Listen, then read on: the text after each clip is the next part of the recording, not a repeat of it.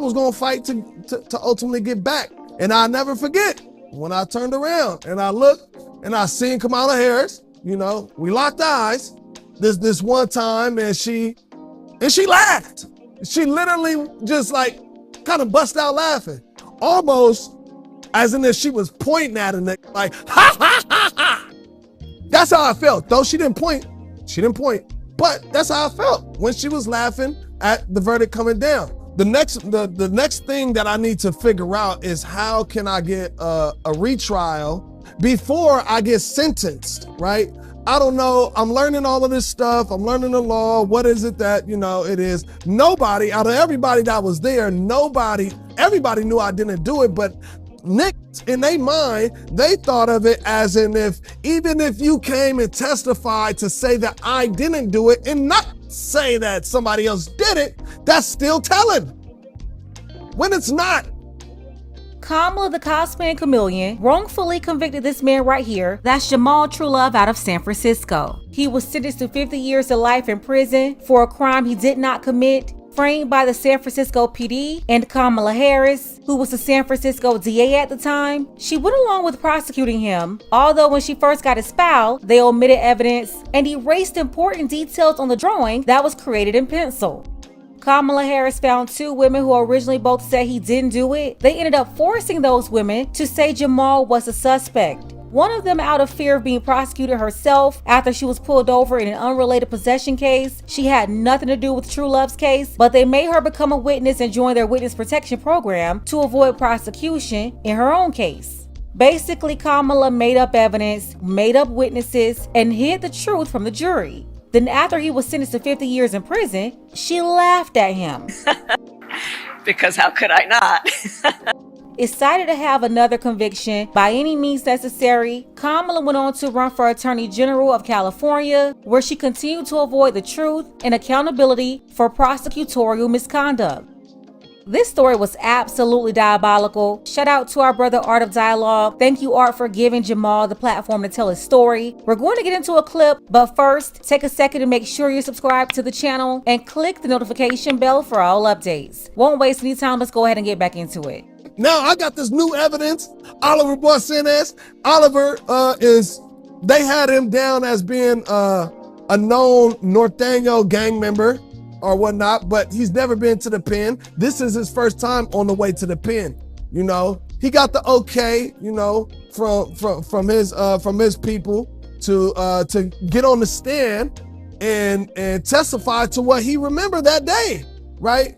And we did this in a motion to review for a new trial based off of new evidence before I get convicted, before I get sentenced.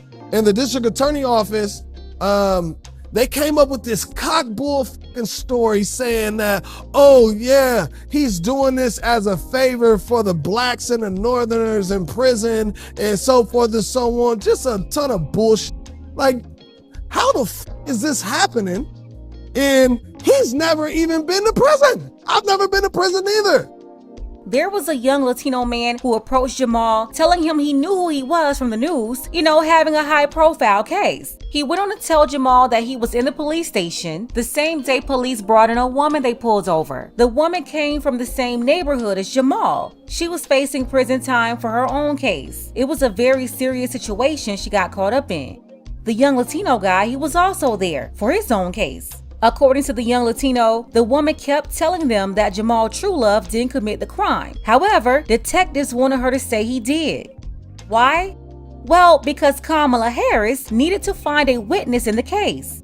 They ended up making that woman an informant on Jamal's case, although she was not an actual eyewitness. She was just from the same neighborhood, and according to her in the beginning, she said word on the street was that he did not commit the crime. The woman became an informant for Kamala Harris to avoid going to prison herself, then got in court and lied on the witness stand. She changed up her whole story. Before, she said he didn't do it. Then all of a sudden, she said that he did. Again, we're talking about a woman who was not an eyewitness. The whistleblower and Jamal didn't even know each other before, but he approached Jamal because he knew the truth about what was going on in his case, and he saw how that woman was forced to flip and work with a DA. When Jamal's attorney did research on the whistleblower, the attorney found that it was true that he was also at the police station the same day as that woman. But get this, Kamala tried to dismiss the whistleblower, discredit him because he had evidence of their misconduct, all of this so she can continue to keep an innocent man locked up. And what's so diabolical about it, even when they found out who the real trigger man was, she let him go in order to hang it on Jamal just to be right so she wouldn't look incompetent and evil for convicting the wrong man. So, but the thing about it, and this is where politics play. If they would have granted me a new trial based off this evidence that was strong fucking evidence, if they would have granted me a new trial, headlines would have been San Francisco District Attorney Kamala Harris convicting the wrong people. In a time that she was moving to be Attorney General. You got the crime lab, you got 2 murder cases that has convictions that instantly get new trials to them based off new evidence and faulty testimony in general. And so in the judge, I believe the judge, favored this girl getting up on the stand, which she did because she had an opinion after I was convicted. So what they ended up doing was not granting his testimony as credible evidence. And they ultimately denied my new trial. I went to my second, and then when I came back for my sentencing, that's when I see Kamala Harris again, back in there again, smiling, ha, ha, ha. I mean, you see her now, she smiles and laughs for every fucking thing, you know what I mean? And in my case, she did the same thing. And I got sentenced 50 to life. And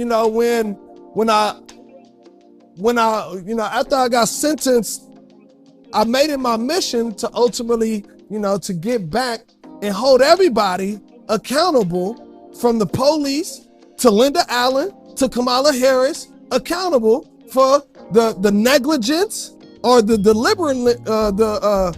deliberateness of what she did to me and to numerous motherfuckers that surround me. Because it wasn't just me.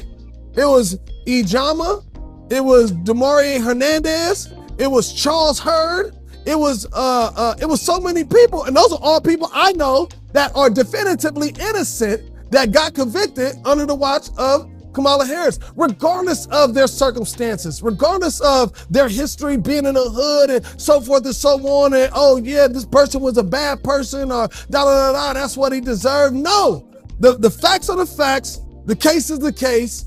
When they undercut these evidence and come up with evidence and not rely directly on the strong evidence to convict somebody, it's just wrong. But yeah, so I got sentenced 50 to life in prison. Yeah. This story is just horrible. He spent 6 years in prison to make Kamala's conviction rate look good, to make her look like she was doing a good job when she was doing a horrible job. She was locking up innocent men, letting the guilty get away. So listen, the next time Jemele Hill, Charlamagne the God, Angela Rye, Joy Reid, or Ricky Smiley tell you that she didn't lock anybody up, that's a lie. Then the black men, Kamala Harris didn't prosecute you and treated you bad in court. I got treated bad in court too. Ask about Jamal Trulove. She locked up thousands of black men and even violated the rights of a lot of Latino men too. 6 years of sabotage. 6 years of this man's life gone. Not to mention all the years he had to fight. You know how much the city of San Francisco had to pay for Kamala's incompetence? Over $13 million in this case alone. Yeah, that's how much was paid in the Jamal Trulove case. $10 million for Jamal and $3.1 million for his attorney. Yeah, Kamala's incompetence ended up costing San Francisco over $13 million. That's how much they had to pay this man for what she did to him. If you want to hear more about this story, drop part 2 below in the comments. I'm telling you, it's absolutely crazy. I'll also leave the link below for you to check out the full interview. Again, much love to our brother Art of Dialogue. Special thank you to our sister Yvette. I appreciate you, Yvette, for all of your support. as well as our sister Andrea from Detroit. Much love to you and everybody in the D. Shout out to Starlet, Jasmine, Sharif, Darius, Big Sneed, Mark, Emmanuel, Dark Power, Roosevelt, Roland C, and William A. Again, thank you all so much for your support. Don't forget that you can support this channel as well. Links to Cash App and PayPal are below. Ladies, fellas, want a balanced analysis, want the truth from a woman's perspective? Then you're going to want to subscribe to this channel and don't forget to like and share. And I'll never forget when I turned around and I looked and I seen Kamala Harris. You know, we locked eyes this one time and she laughed. She literally just like kind of bust out laughing.